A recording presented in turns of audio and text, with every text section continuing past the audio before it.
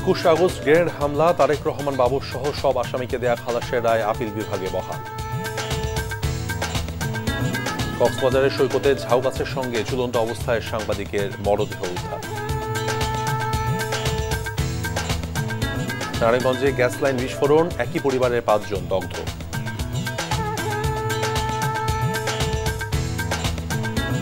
সুনামগঞ্জ সদর হাসপাতালের থেকে প্রায় 2.5 কোটি টাকার মেয়াদোত্তীর্ণ ওষুধ জব্দ, তদন্ত কমিটি গঠন।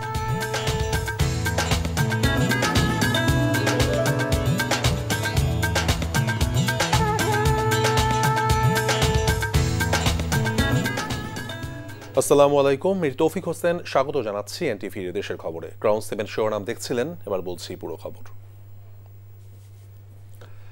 আলোচিত 21 আগস্ট গ্রেনেড হামলা মামলায় বিএনপির ভারপ্রাপ্ত চেয়ারম্যান তারেক রহমান, সাবেক স্বরাষ্ট্র প্রতিমন্ত্রী লুৎফুজ্জামান বাবুর সহ সব আসামিকে দেয়া খালাসের রায় বহাল রেখেছেন আপিল বিভাগ। প্রধান বিচারপতি ডক্টর সৈয়দ রেফাত আহমেদের নেতৃত্বাধীন 6 সদস্যের আপিল বেঞ্চ আজ কিছু পর্যবেক্ষণ সহ এই রায় ঘোষণা করেন। একই সঙ্গে কারাগারে থাকা আসামিদের দ্রুত মুক্তির জন্য নির্দেশনা দেওয়া হয়েছে। জাতীয় পার্টির চেয়ারম্যান জিএম কাদের এবং তার স্ত্রী শেরিফা কাদেরের বিদেশ যাত্রায় নিষেধাজ্ঞা জারি করেছেন আদালত।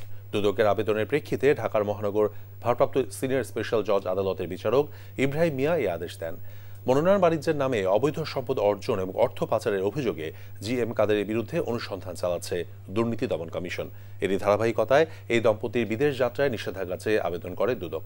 সংস্থাটির অভিযোগ, 2018 সালের একাদশ জাতীয় সংসদ নির্বাচনের পর সংরক্ষিত নারী আসনে দলীয় মনোনয়নের বিপরীতে নেওয়া হয় 18 কোটি 10 লাখ টাকার ঘুষ, যার মূল সুবিধাভোগী ছিলেন জিএম কাদের। এছাড়া তার স্ত্রী শরীফা কাদেরের নামেও রয়েছে সম্পদের পাহাড়।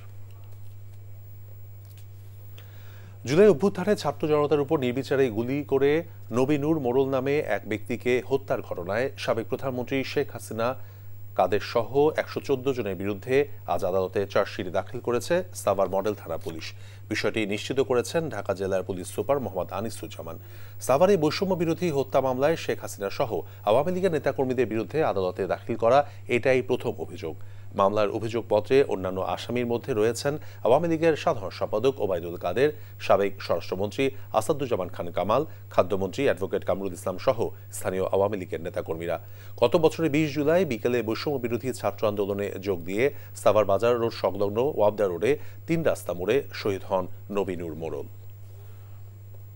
রাজশাহী বিশ্ববিদ্যালয়ের ছাত্রীদের নিয়ে ফেসবুকে আপত্তিকর এক মন্তব্যের প্রতিবাদে বিক্ষোভ করেছে জুলাই 36 হলের ছাত্রীরা। বুধবার রাত 11টার দিকে হলের সামনে অবস্থান নেন তারা। 3 দফা দাবিতে বিক্ষোভ করেন। দাবিগুলোর মধ্যে রয়েছে মন্তব্যকারী শাহ মখদুম হল শাখা ছাত্র দলের সহসভাপতি আনিসুর রহমান মিলনের স্থায়ী বহিষ্কার, মনোনয়নপত্র বাতিল এবং প্রকাশ্যে ক্ষমা চাওয়া। এছাড়া সাইবার বুলিং সেল গঠন এবং ফেসবুকে অশালীন মন্তব্যের সাথে জড়িতদের জবাবদিহিতার আওতায় আনা। প্রায় ঘণ্টাকালীন বিক্ষোভের পর বিশ্ববিদ্যালয়ের প্রক্টর এবং রেজিস্ট্রার অভিযুক্তদের বিরুদ্ধে ব্যবস্থা নেওয়ার আশ্বাস দিলে শিক্ষার্থীরা হলে ফিরে যায়। এদিকে অভিযোগ ওঠার পর রাতেই ছাত্রনেতা মিলনের পদ স্থগিত করেছে বিশ্ববিদ্যালয়ের শাখা ছাত্রদল। চট্টগ্রাম বিশ্ববিদ্যালয়ের শিক্ষার্থীদের উপর স্থানীয়দের হামলার সুষ্ঠু বিচার, প্রশাসনের পদত্যাগ এবং নিরাপত্তা নিশ্চিত সহ 7 দফা দাবিতে বিক্ষোভ সমাবেশ করেছেন শিক্ষার্থীরা। সকালে বিশ্ববিদ্যালয়ের ক্যাম্পাসের 0 পয়েন্টে অধিকার সচেতন শিক্ষার্থীর ব্যানারে বিক্ষোভ সমাবেশ এবং অবস্থান কর্মসূচি পালন করেছেন শিক্ষার্থীরা। এ সময় বক্তারা গত শনি এবং রোববারের ঘটনায় আহত শিক্ষার্থীদের তালিকা প্রকাশ এবং তাদের সুচিকিৎসার ব্যবস্থা, শিক্ষার্থীদের নিরাপত্তা নিশ্চিত করা, প্রক্টোরিয়াল বডির পদত্যাগ দাবি করে 7 দফা দাবি জানান। পরে 0 পয়েন্ট থেকে মিছিল করে কাটাপাহাড় রোড হয়ে প্রক্টর অফিসের সামনে গিয়ে ঘণ্টাব্যাপী অবস্থান কর্মসূচি পালন করেন শিক্ষার্থীরা।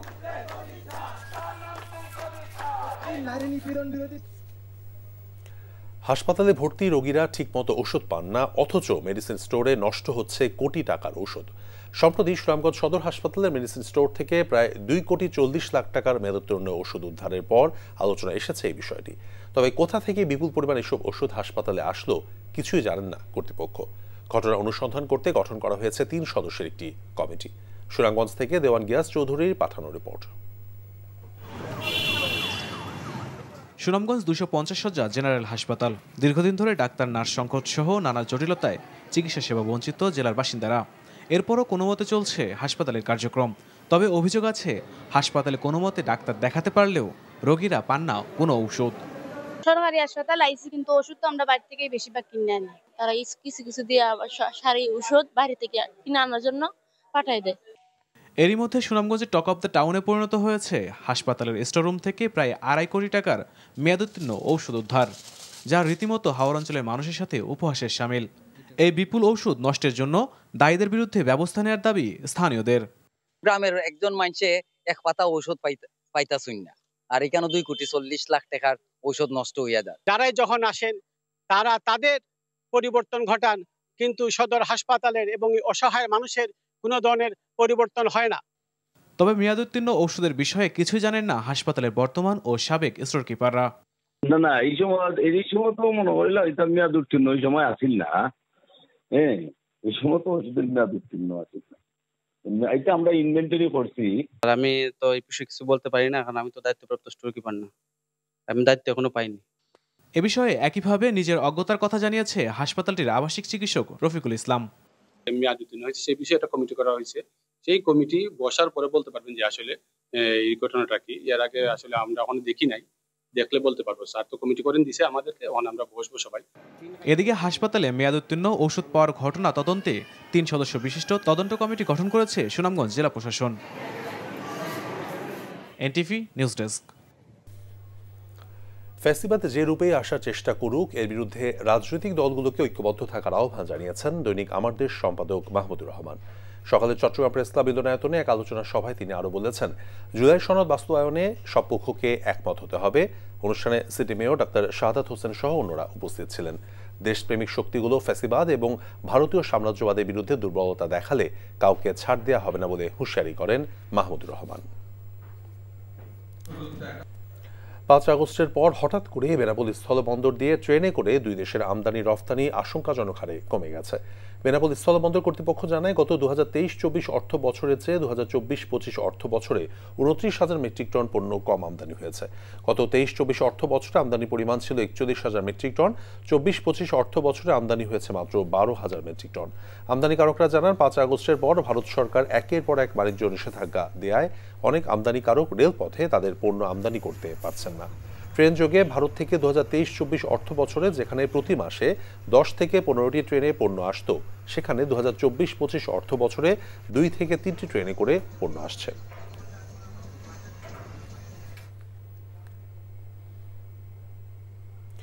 বিএনপির ভারপ্রাপ্ত চেয়ারম্যান তারেক রহমান ঘোষিত রাষ্ট্র কাঠামো মেরামতে 31 দফা কর্মসূচি বাস্তবায়নের লক্ষ্যে রাজশাহীর গোদাগাড়ীতে জনসভা করেছে বিএনপি। উপজেলার মাটিকাটা ডিগ্রি কলেজ মাঠে অনুষ্ঠিত জনসভায় প্রধান অতিথি ছিলেন বিএনপি চেয়ারপারসনের উপদেষ্টা অবসরপ্রাপ্ত মেজর জেনারেল শরীফ উদ্দিন। বিএনপির 47তম প্রতিষ্ঠাবার্ষিকী উপলক্ষে মাদারীপুরের কালকিনি থানার মোড় থেকে একটি র্যালি বের হয়। পরে কালকিনি উপজেলা পরিষদ মাঠে সমাবেশ অনুষ্ঠিত হয়। কেন্দ্রীয় বিএনপির সহ সাংগঠনিক সম্পাদক খন্দকার মাশরুকুর রহমান মাসুক এ সময় উপস্থিত ছিলেন। বর্ণাঢ্য র্যালি, আলোচনা সভা এবং দোয়া মাহফিলের মধ্য দিয়ে নওগাঁর নিয়ামতপুর উপজেলায় বিএনপির 47তম প্রতিষ্ঠাবার্ষিকী পালিত হয়েছে। বগুড়ায় বিএনপির 47তম প্রতিষ্ঠাবার্ষিকী উপলক্ষে বর্ণাঢ্য র্যালি এবং সমাবেশ অনুষ্ঠিত হয়েছে। সোনাতলা উপজেলা বিএনপির সভাপতি আহসান তৈয়ব জাকিরের নেতৃত্বে দলীয় কার্যালয় থেকে এক বর্ণাঢ্য র্যালি বের করে বিভিন্ন সড়ক প্রদক্ষিণ করে। পরে দলীয় কার্যালয়ের সামনে সমাবেশ অনুষ্ঠিত হয়। এতে প্রধান অতিথি হিসেবে উপস্থিত ছিলেন চেয়ারপারসনের উপদেষ্টা হেলালুজ্জামান তালুকদার লালু। অপরদিকে একই কর্মসূচির অংশ হিসেবে সারিয়াকান্দি উপজেলায় জেলা বিএনপির সভাপতি রেজাউল করিম বাদশার নেতৃত্বে একটি র্যালি অনুষ্ঠিত হয়। এছাড়াও গাবতলী এবং ধুনট উপজেলায় বিএনপির আয়োজনের প্রতিষ্ঠাবার্ষিকী র্যালি এবং সমাবেশ অনুষ্ঠিত হয়েছে। খুলনার সাংবাদিক ওয়াহিদুজ্জামান বুলু হত্যার সুষ্ঠু তদন্তের দাবিতে মানববন্ধন অনুষ্ঠিত হয়েছে। সকালে খুলনা প্রেস ক্লাবের সামনে মানববন্ধনে বক্তারা বুলু হত্যার বিচার দাবি করেন।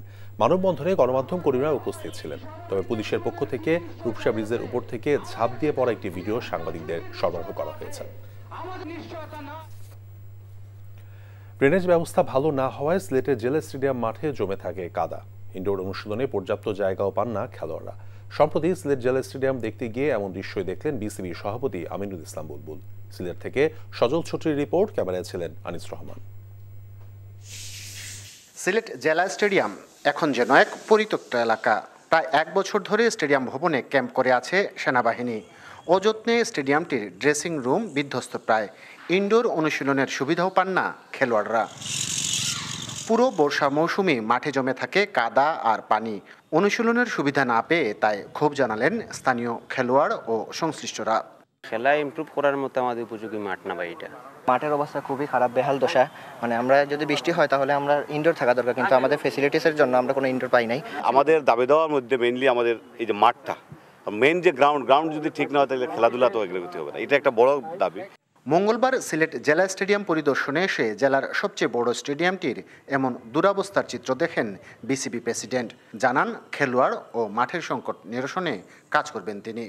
সো যেই প্রস্তাব এবং যেই আমরা মাঠের কারেন্ট সিচুয়েশনটা দেখলাম, এখান থেকে আমরা যত তাড়াতাড়ি সম্ভব এই মাঠটাকে খেলার উপযোগী, প্র্যাকটিসের উপযোগী এবং ইনডোরে যে বিশাল কার্যক্রম দেখলাম সবগুলো পর্যায়ক্রমে আমরা প্রায়োরিটি নিয়ে আমরা কাজ করবো ইনশাল্লাহ।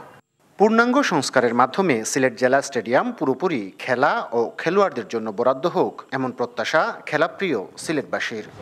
সজল ছত্রী, এনটিভি নিউজ, সিলেট। খবর শেষ করছি, তবে যাওয়ার আগে ক্রাউন 7 শিরোনামগুলো বলছি আরো একবার।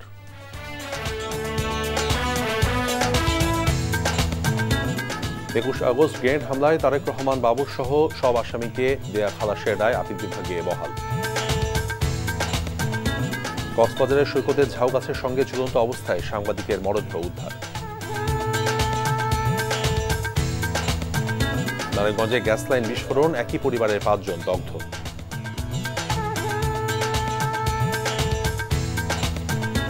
সুনামগঞ্জ সদর হাসপাতাল থেকে প্রায় 2.5 কোটি টাকার মেয়াদোত্তীর্ণ ওষুধ জব্দ, তদন্ত কমিটি গঠন।